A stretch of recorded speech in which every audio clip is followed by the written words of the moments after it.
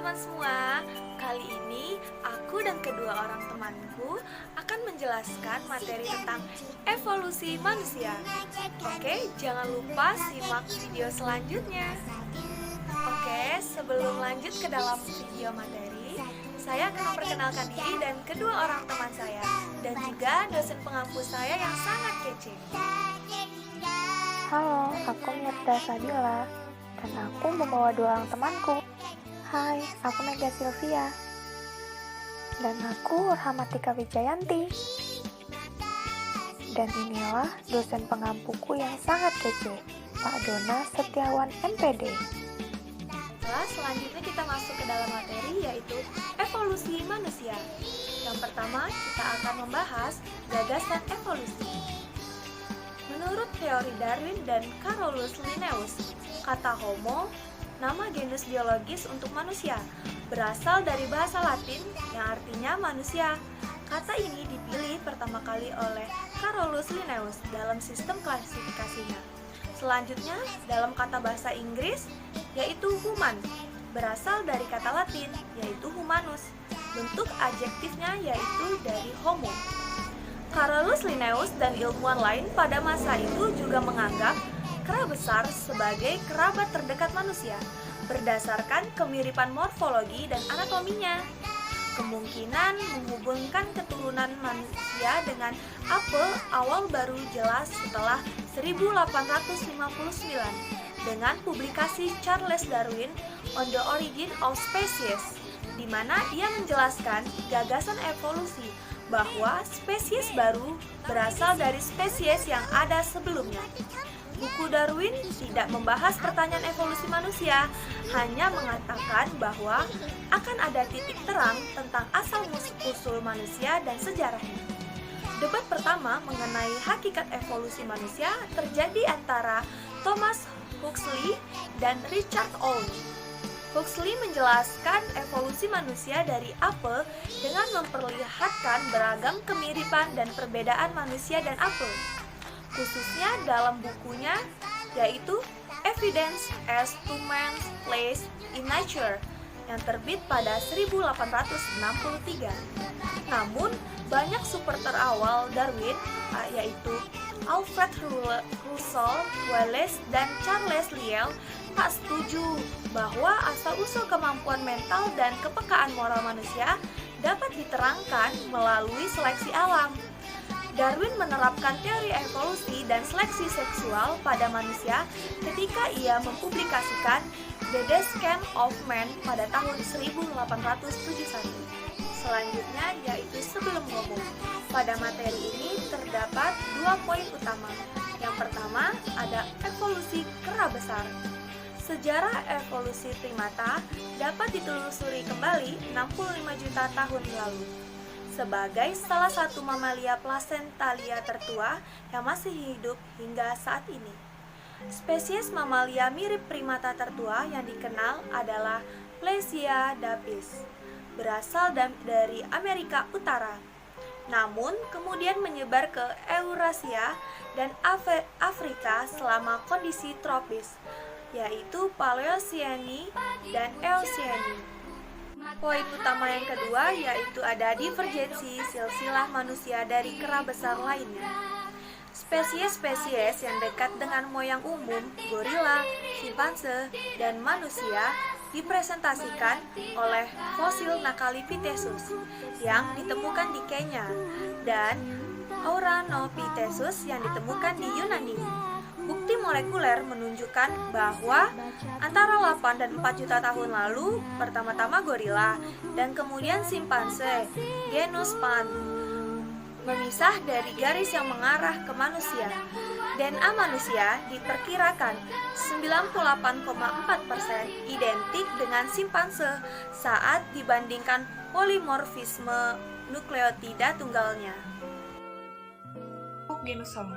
Homo sapiens adalah satu-satunya spesies dari genus Homo yang masih ada. Walau beberapa spesies Homo lain yang sudah punah mungkin adalah moyang dari Homo sapiens.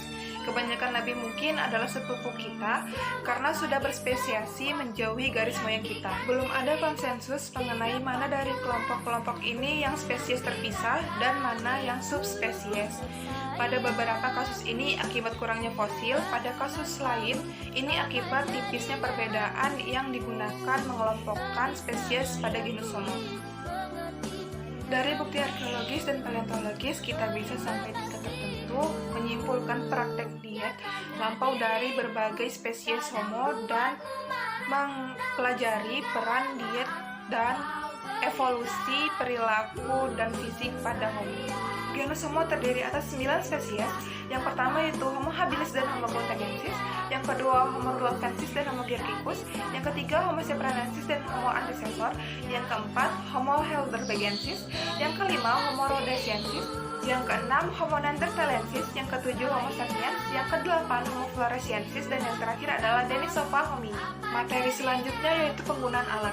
Penggunaan alat dianggap sebagai tanda kecerdasan dan ada teori bahwa ini mungkin telah menstimulasi aspek tertentu evolusi manusia, khususnya perkembangan otak manusia. Paleontologi belum bisa menerangkan perkembangan organ ini selama jutaan tahun meskipun telah berupaya keras. Otak manusia modern menggunakan sekitar 20 watt atau 400 kilokalori per hari, 1/5 dari konsumsi energi total.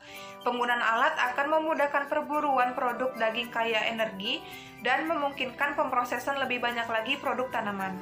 Para peneliti menyatakan bahwa hominid awal mendapat tekanan evolusi untuk meningkatkan kapasitas menciptakan dan menggunakan alat.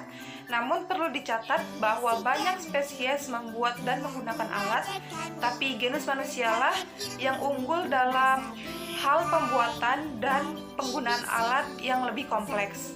Alat tertua yang dikenal adalah alat batu Oldowan dari Eutopia yang berumur 2,5 sampai 2,6 juta tahun, mendahului spesies Homo awal.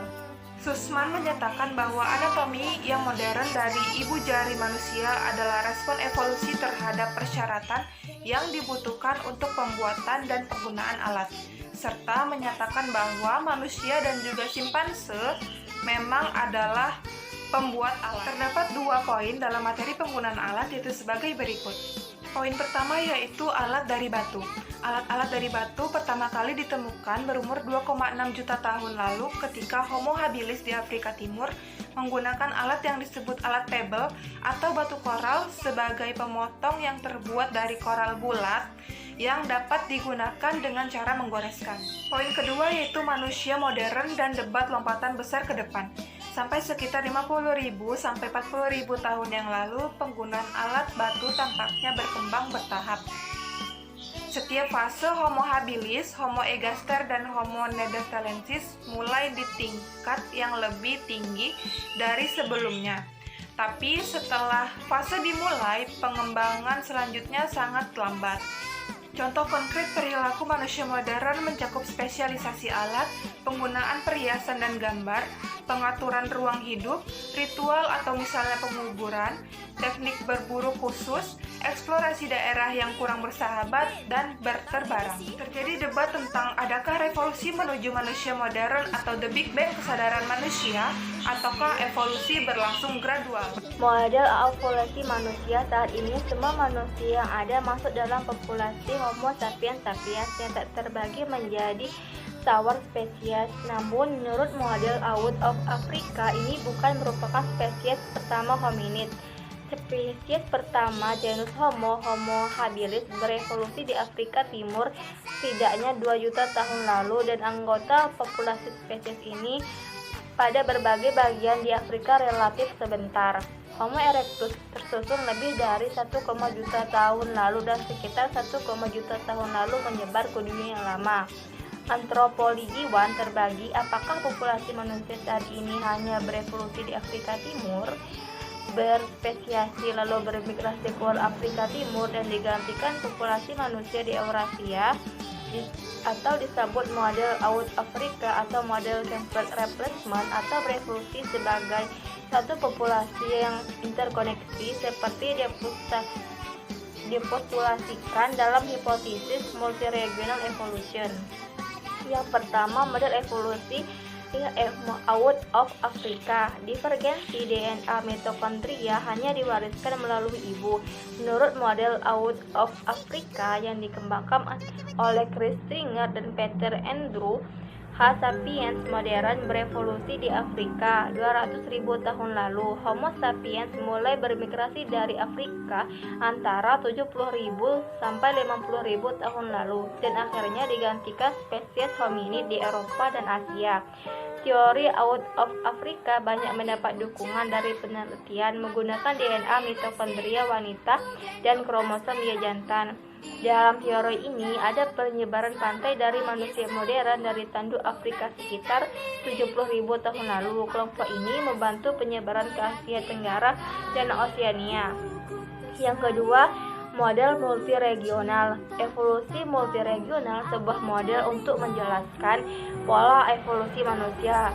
Diusulkan oleh Milford H. Wolkoff pada tahun 1988. Evolusi multiregional menyatakan bahwa evolusi manusia dari awal Pleistocene 2, juta tahun lalu hingga kini tetap menjadi spesies tunggal manusia, berkembang di seluruh dunia menjadi Homo sapiens modern. Menurut teori hipotesis multiregional, data genom dan fosil merupakan bukti evolusi manusia seluruh dunia. Yang ketiga, evolusi manusia terbaru. Ada pendapat bahwa evolusi manusia telah mengalami percepatan sejak dan juga sebagai akibatnya perkembangan peradaban dan pertanian sekitar 10.000 tahun yang lalu. Ada klaim yang menyatakan ini menghasilkan perbedaan genetik yang besar antar berbagai populasi manusia.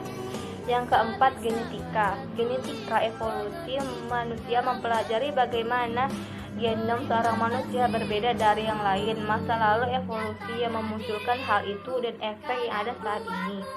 Data genom dapat memberikan pemahaman penting mengenai evolusi manusia. Baik, itulah materi dari kami. Semoga materi yang telah kami sampaikan bermanfaat hendaknya untuk kehidupan kita ke depannya. Saya akhiri. Wassalamualaikum warahmatullahi wabarakatuh. Sampai jumpa teman-teman semua.